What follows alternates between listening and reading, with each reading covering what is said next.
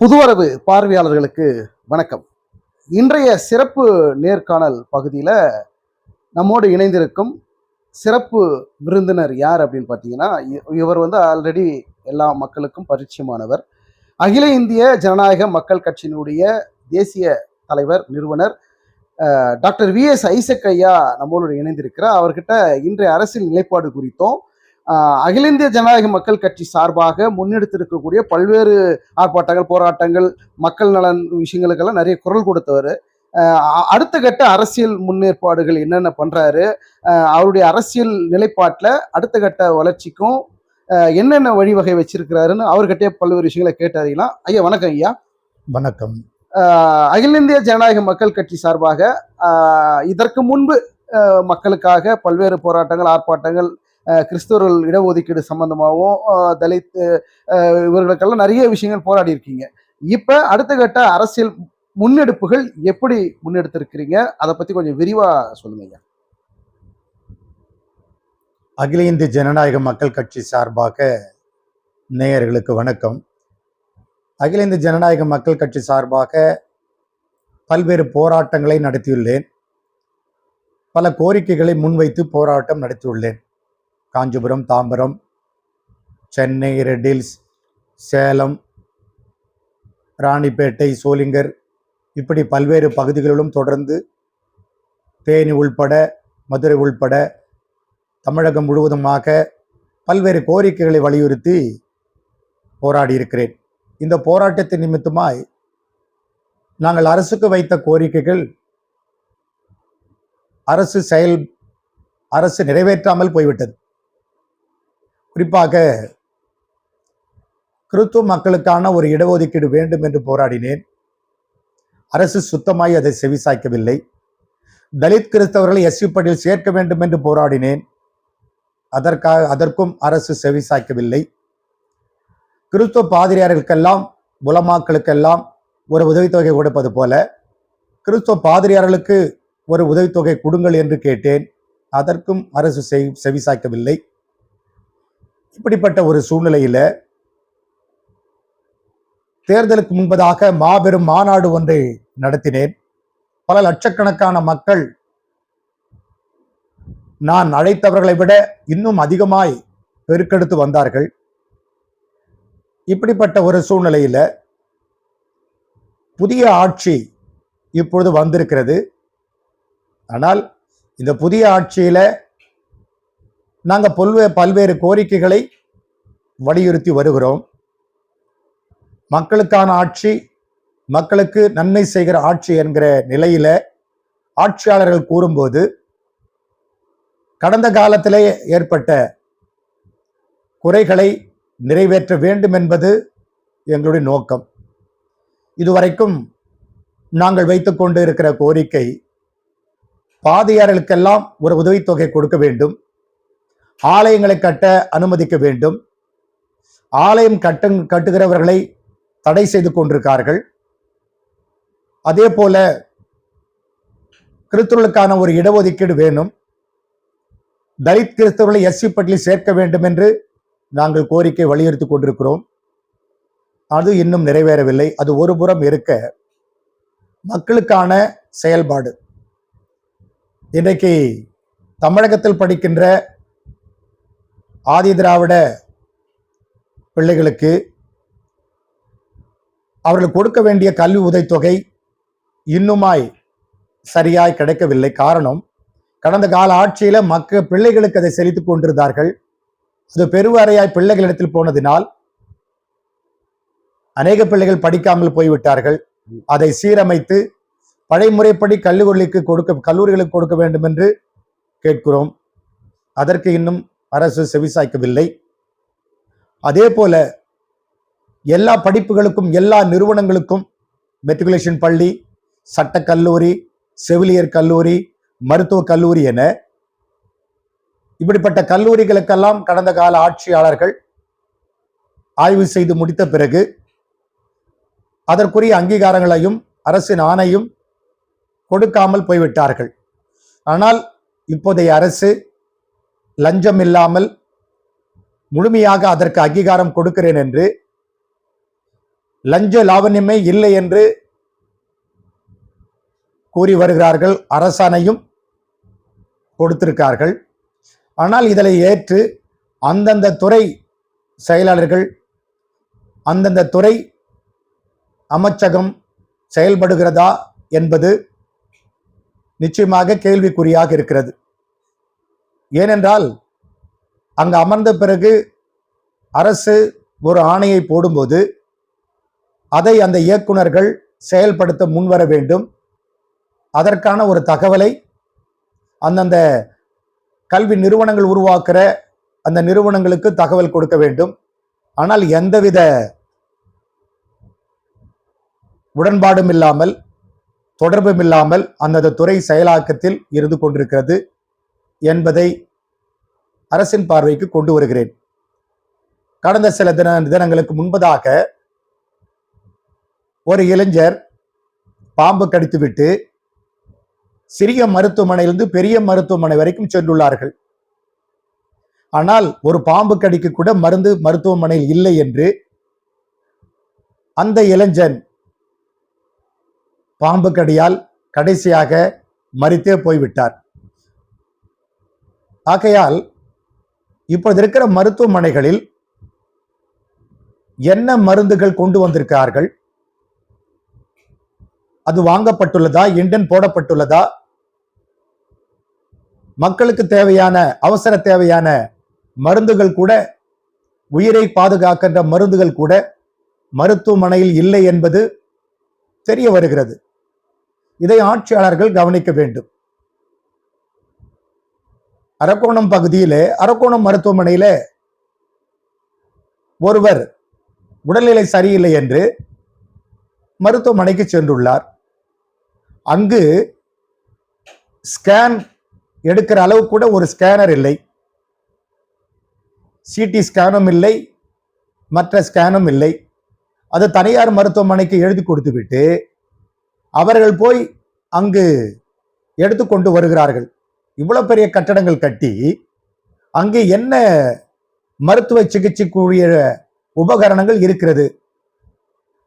ஆகினால எந்த உபகரணமுமே இல்லை என்று அரக்கோணம் மருத்துவமனையில தகவல் வந்து கொண்டிருக்கிறது. இப்பொழுது மின்சாரத்துறையில மின்சார கட்டணம் ஏறி இருக்கிறது. 5,000 கடந்த மாதம் வந்தவர்களுக்கெல்லாம் இந்த மாதம் 10,000 கூடுதலாக 15,000 மாறியிருக்கிறது. கடந்த முறை கட்டிய மின்சார கட்டணத்தை விட 3 மடங்கு இப்பொழுது அதிகரித்து வந்திருக்கிறது.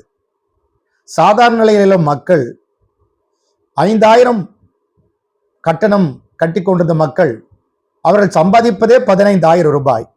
ஆனால் அவர்களுக்கு வந்திருக்கிற மின்சார கட்டணம் 15,000 ரூபாய். இதை கட்டிவிட்டு அவர்களால் குடும்பம் நடத்த முடியுமா என்ற ஒரு பெரிய கேள்விக்குறியாக இருக்கிறது. ஏன் இப்படி மின்சார கட்டணம் ஏறியது ஒன்றும் புரியவில்லை. ஆகையினால இப்படி பல்வேறு துறைகளில் பாதிப்பு இருப்பதை ஆட்சியாளர்கள் கவனிக்க வேண்டும். இது ஒரு பெரிய குறையாக வலம் வந்து கொண்டிருக்கிறது.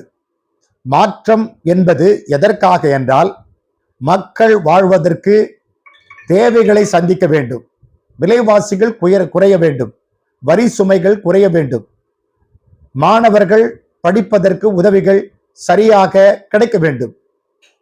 ஆகினால நீட் தேர்வு வேண்டாம் என்று கடந்த காலம் முதல் நான் போராடி கொண்டிருக்கிறேன்.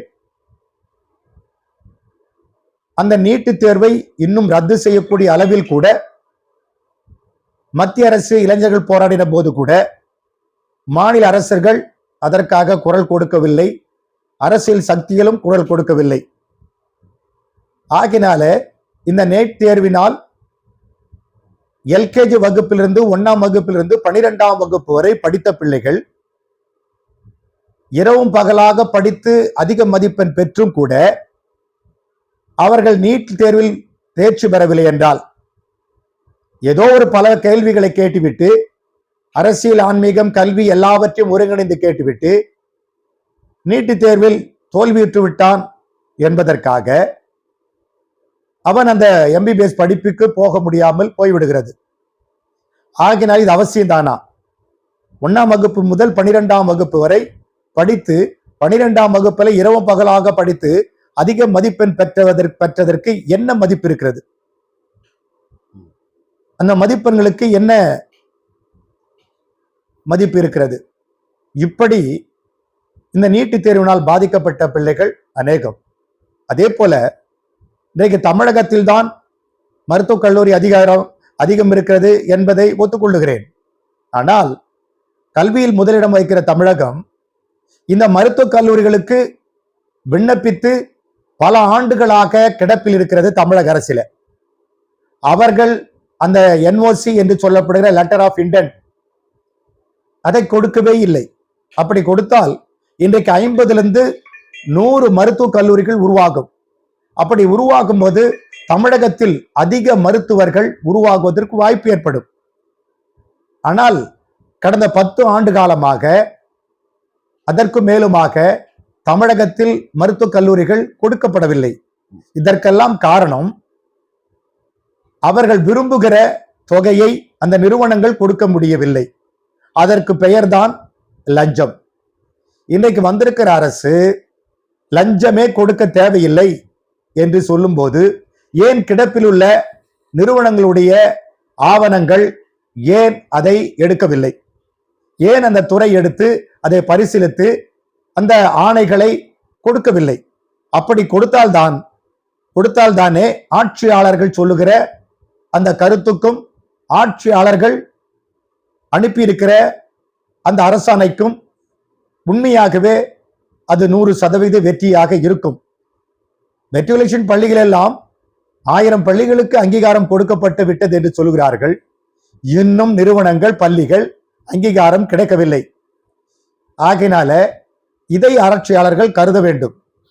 அதே போல இன்னைக்கு மேகதாது அணை பற்றி பல்வேறு பிரச்சனை எழும்பிக் கொண்டிருக்கிறது.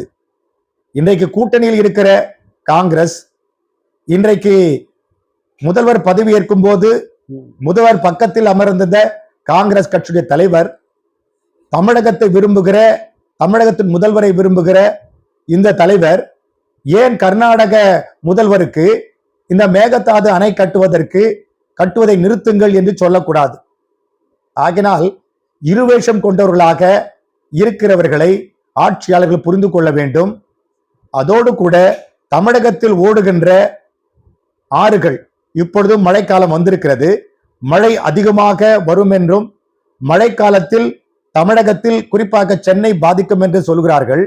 ஆனால் அந்த பாதிப்புக்கு உள்ளாகாதபடி சென்னையில் உள்ள எல்லா கால்வாய்களும் தூர்வாரப்பட்டதா? மக்களுக்கு உண்டான கால்வாய்கள் சரியவர செய்யப்பட்டுள்ளதா? முன்கூட்டியே தமிழகம் முழுவதும் அந்த கால்வாய்கள் சுத்தம் செய்யப்பட்டுள்ளதா? தண்ணீர் தேங்குவதற்கேற்ற நிலைகளை கட்டமைப்பு கொண்டுள்ளதா என்பது அறிய வேண்டும். அதே போல ஆறுகளில் ஓடுகிற தண்ணீர்கள் எல்லாம் கடலுக்கு போய் சேருகிறது. ஆனால் அந்த ஆறுகளை இணைத்து தமிழகத்தின் உள்ளவே வருவதற்கு, விவசாயம் பெருகுவதற்கு, விவசாயிகள் வாழ்வதற்கு, மனித குலம் வாழ்வதற்கு அவசியம் தண்ணீர், விவசாயம்.